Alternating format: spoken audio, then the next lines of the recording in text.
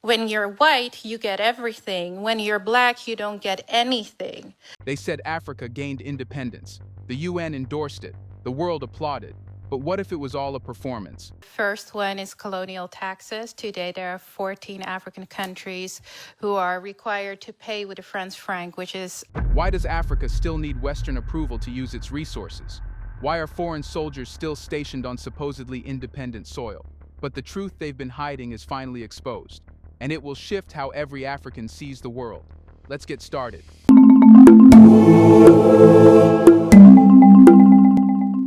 If you want to control people forever, you don't just take their land, you take their history. You rewrite their origin story and tell them they were nothing until you arrived. That's exactly what colonial powers did to Africa. The myth that Africa was always poor, always backward, always in need of civilizing wasn't just racist, it was strategic. Because if Africa was always in chains, then colonization looks like progress, slavery becomes salvation, independence becomes a gift, not a right taken back by force.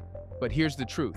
They don't teach in Western classrooms. Africa was not discovered. It was dismantled. So I do want to set the record straight on one thing. We've heard a few times the sentence, we gained our independence, we were given independence, but actually that's not true. We were always independent. We were independent nations, we were independent people, and we regained our independence. And I think that's a crucial difference because something was taken away from us and we took back what was always ours.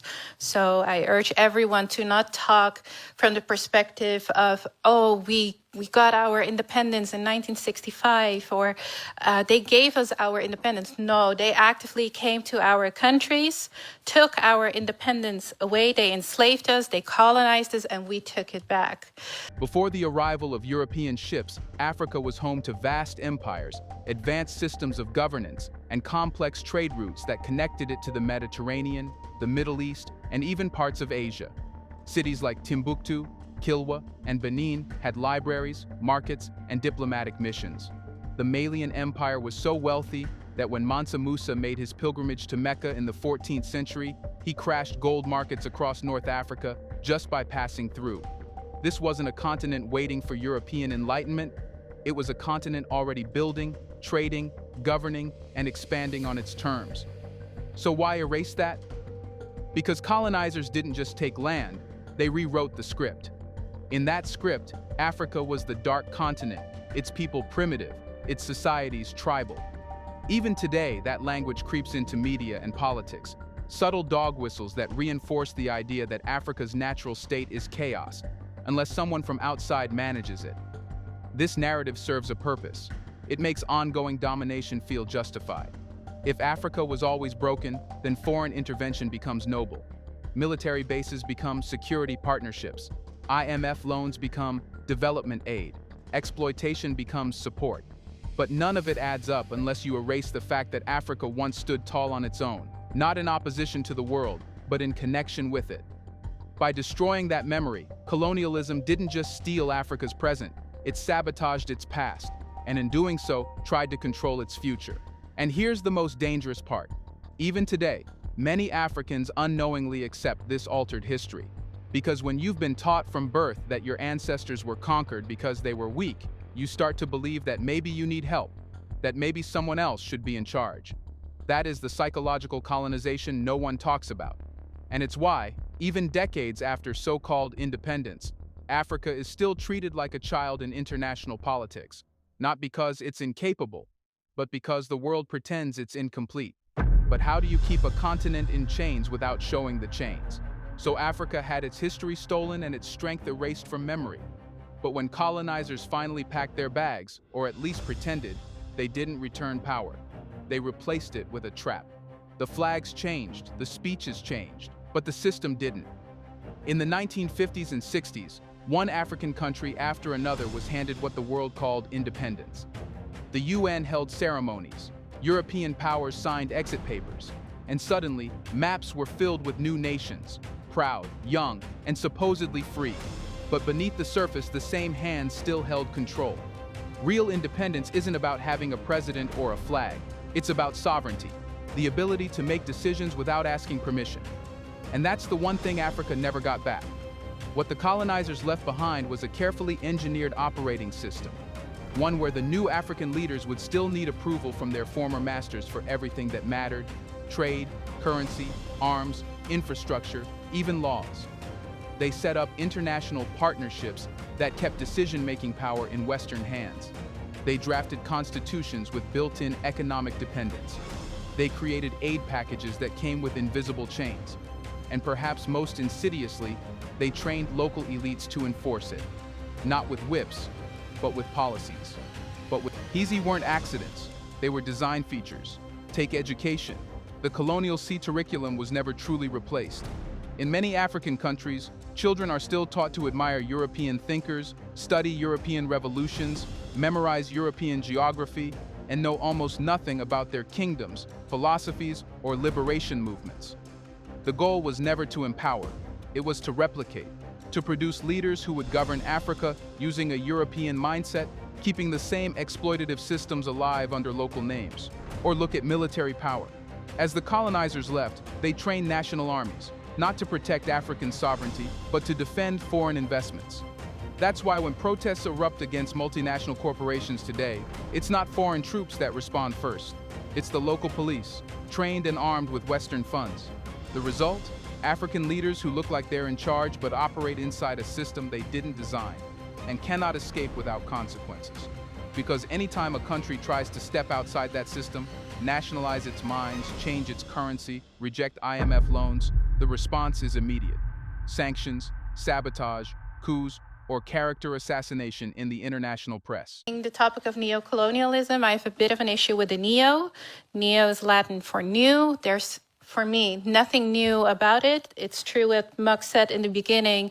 Slavery and colonialism go hand in hand. And yes, it's true it was an economic structure to enrich oneself, but there's nothing neo about it. What happened 200-300 years ago is still happening today, right? If we think about the United Nations, a lot of people think about human rights.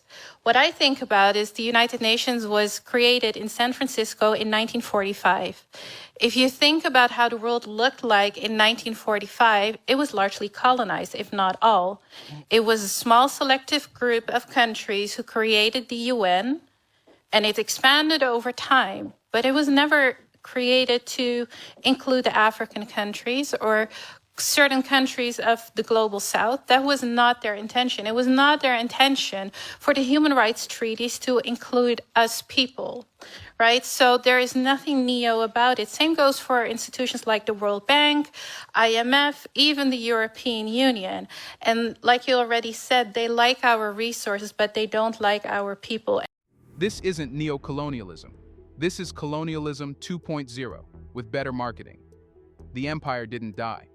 It just learned to speak the language of development, human rights, and global cooperation. But behind the slogans is the same old machine, one that keeps Africa working, exporting, borrowing, and obeying. And if you still think this is all about partnerships, ask yourself, why does Africa need permission to sell what it owns? Here's a reminder to please like and share the video and subscribe to our channel to watch more videos on Black culture, history, civilization, and identity. Let's continue now.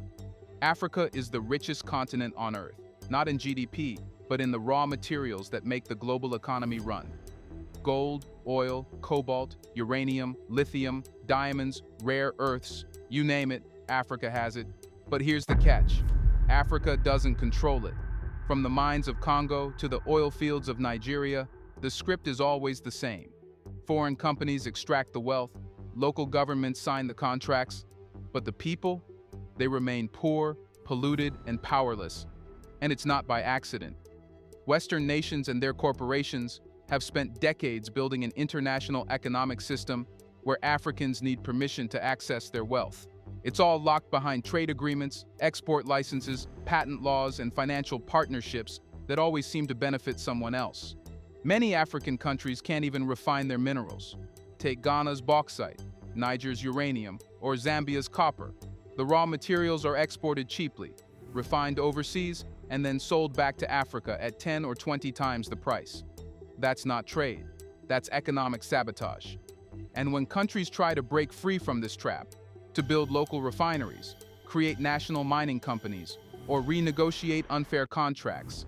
They face an invisible wall. Suddenly, international banks freeze loans. The IMF warns of economic instability. Western media starts questioning the president's commitment to democracy. And in the background, threats of coups or civil unrest begin to brew.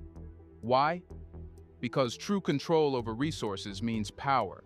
And power is the one thing the colonial system was never designed to return. Look at France's grip on West Africa. It's not just about the CFA franc. It's about uranium from Niger, gold from Mali, and oil from Gabon, all flowing into French industry while African nations remain dependent on aid. France doesn't just import the resources, it controls the rules around them, from pricing to licensing to environmental limits. That's not partnership, that's possession. Even the United Nations, with all its development talk, rarely questions how these systems work. Its agencies monitor poverty, but not the structures that cause it. They preach sustainability, while the same mining companies they fund devastate entire ecosystems for cobalt used in Western electric cars. And the worst part? These systems are protected by legally binding contracts signed decades ago. Colonial time bombs dressed up as modern policy. Without signing this agreement, they couldn't regain their independence. And then there is a second one, which is not only related to France, but also to Spain, to Portugal. The Netherlands had some part in it, and it's some kind of investment agreement. And it basically entails that, let's say you're in a given African country and you delve gold, and you think, oh, I want to sell that gold in the market to have some money.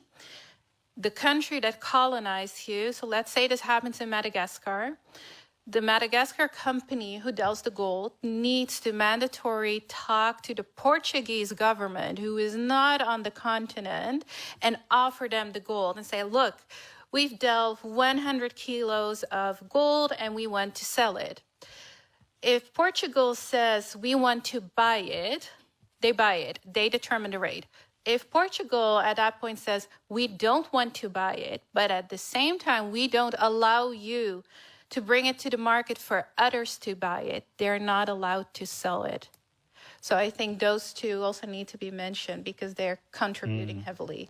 So while the world claps for Africa's potential, it quietly ensures that potential is never fully realized. But how do they justify all this theft? How do they convince the world that Africans don't deserve full access to what lies under their soil? Simple. They redefine the people. Today, Africans are not just treated as outsiders on the global stage. They are labeled as third country nationals, a cold, bureaucratic term that hides centuries of dehumanization behind a polite mask. But don't let the legal language fool you. This isn't just a visa term, it's a status and a sentence. And what you saw is that all of a sudden we didn't need conferences, we didn't need so many debates. We could adopt laws within a week, not even, to grant people asylum, money, housing, schooling, you name it. But when it came to people of African descent, we took the humanity out of them. We called them third country nationals. Third country nationals. You're not a number. You're not a person. You're not someone who's traumatized, who fled away from something, right? You are a third country national. You're not number one. You are not number two. You are not number three. And that is still going on today. Because in the global order, being a third country national doesn't just mean you're from another place. It means you're from the wrong place, the forgotten place. The place no one wants to deal with unless they're digging something out of the ground. But who decided Africa should be third? Certainly not the Africans. This label doesn't exist in a vacuum. It's born out of the same colonial logic that once called Africans subjects, natives, or tribesmen. It's just been updated for the age of international law. Where Europe once used shackles and plantations, it now uses immigration categories, visa bans, and border protocols. Ask any African trying to travel to Europe. The scrutiny is absurd. Bank statements, DNA tests, humiliating interviews, all just to visit a country that once looted theirs for centuries. Meanwhile, European citizens can fly into dozens of African nations visa-free and be greeted like royalty. That's not equality, that's hierarchy. enforced at the gate, and it extends beyond travel.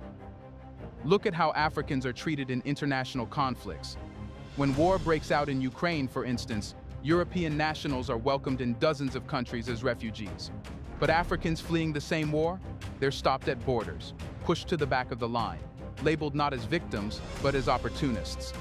Even the term Global South, though often used by well-meaning thinkers, quietly reinforces the idea of a world divided, where African nations are perennially developing, emerging, or third tier. Why not call them what they are?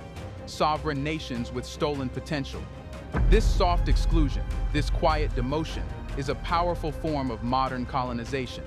It ensures that even when Africans succeed, they are always made to feel like visitors in systems they didn't design and were never meant to win in. You can build universities, launch satellites, refine gold. But if the global system still sees you as a third country national, you're not treated as an equal. You're treated as an exception. And the most dangerous part? These terms don't just affect how others see Africa. They shape how Africans see themselves. So now we know, the system is rigged, the chains are real, and the labels still cut deep. But if colonialism survives in silence and division, then the only way to kill it is with unity. Africa's greatest curse hasn't been poverty. It hasn't been corruption. It has been fragmentation. Borders carved by foreign hands, nations trained to compete instead of cooperate, leaders incentivized to protect foreign contracts rather than continental solidarity. Think about it. 54 countries, 2,000 plus languages, dozens of currencies, competing trade laws, conflicting military alliances. Every country is isolated, outnumbered, and vulnerable, forced to negotiate alone with powers that have centuries of experience in control. That's not a coincidence. It's a colonial design. The Berlin Conference didn't just divide land, it divided futures. And that division still lives on in the hearts of our politics. Francophone versus Anglophone, Arab Africa versus Sub-Saharan Africa, Christian versus Muslim, tribe versus tribe. When you're busy fighting your neighbor, you forget your real enemy is sitting quietly in a boardroom in Paris, London, or Washington. It has nothing to do with culture. It has nothing to do with, how do you call this, history. It has to do with the future. How can Africa play a role in the world? Because at this moment, you can protect any culture you want in Africa, but our voice doesn't mean anything to nobody. So this is my priority. How can we turn Africa in a powerhouse in this world? Because we have a lot to offer to the world. That's the point. So the political unity of Africa is strategic to the survival of African. Like I said, if we don't reach this level, then we will end up with this genocide we are all afraid of. With our beautiful culture, our beautiful languages, we will not survive. So that's my point. We will not survive if we continue like this, divided and not trying to become a power. That's what I wanted to ask. One thing that can save Africa is unity. Until Africa unites in economy, in defense, in diplomacy, in purpose, it will remain the richest beggar on earth. Because divided, we bargain. But united, we set the terms. Now the only question left is, who's brave enough to fight for that unity? Let us know in the comment section. Can Africa unite to reclaim things stolen from it, including its identity? Do you want to watch more videos like this one? If so, subscribe to our channel and press the bell icon next to it. We have decided to bring videos on something nobody talks about: the Black culture, civilization, history, and evidence about how glorious Blacks have been. Thanks for watching, and until the next video, stay tuned.